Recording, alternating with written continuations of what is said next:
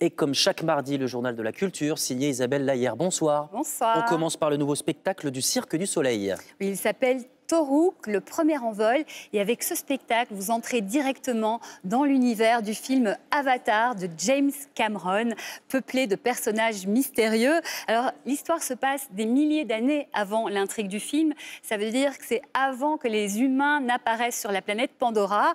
En quelques mots, une catastrophe menace l'arbre des âmes. Et donc, 3 amis vont prendre leur courage à 2 mains pour sauver cet arbre. C'est une véritable ode à l'union entre la nature et toutes les formes de vie. Et c'est aussi du super grand spectacle, hein, des artistes, des marionnettes, des projections multimédia et des techniques scéniques les plus ingénieuses. Donc voilà, ça s'appelle Toruk, le premier en vol par le Cirque du Soleil. C'est du 4 au 14 avril à l'Accor Hotel Arena. Et on plonge tout de suite dans l'ambiance.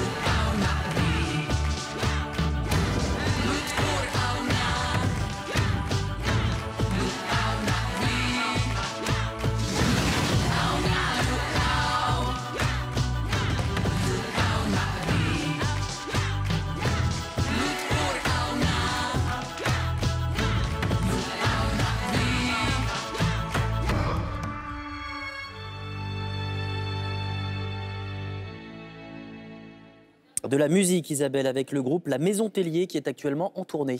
Oui, la Maison Tellier, c'est un groupe folk-rock né en 2004, créé par Helmut, le chanteur-guitariste, et Raoul, guitariste également. Aujourd'hui, ils sont 5, unis comme les 5 doigts de la main ou comme les 4 roues des véhicules qui les emmènent partout, dans toute la France, pour justement jouer leurs concerts avec cet album primitif, moderne. Et ce qui est marrant, c'est que cet album, il est né sur ces mêmes routes, mais lors de la tournée précédente, et inspiré par les villes qu'il traverse. Alors l'album, il parle de quoi? Eh bien, il nous invite à s'engager dans ce monde qui n'est pas toujours évident, mais qui comporte sa part de beauté et sa part d'aventure. Et c'est bien de le dire. Alors partons tout de suite à l'aventure avec La Maison Tellier en concert dans toute la France. Et puis tout de suite, on va faire un petit tour du côté de Chinatown.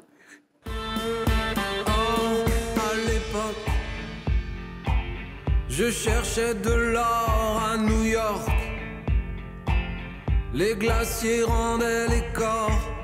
Alors, j'avais changé de décor.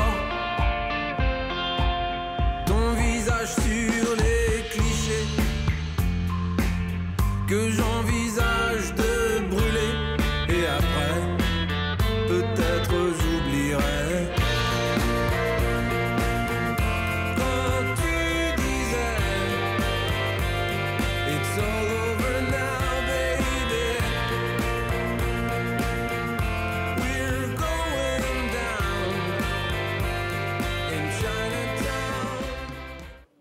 Et pour terminer, Isabelle, un livre qui évoque l'abolition de la peine de mort, un thème, un combat cher à Robert Badinter. Eh bien justement, son titre, L'abolition, le combat de Robert Badinter.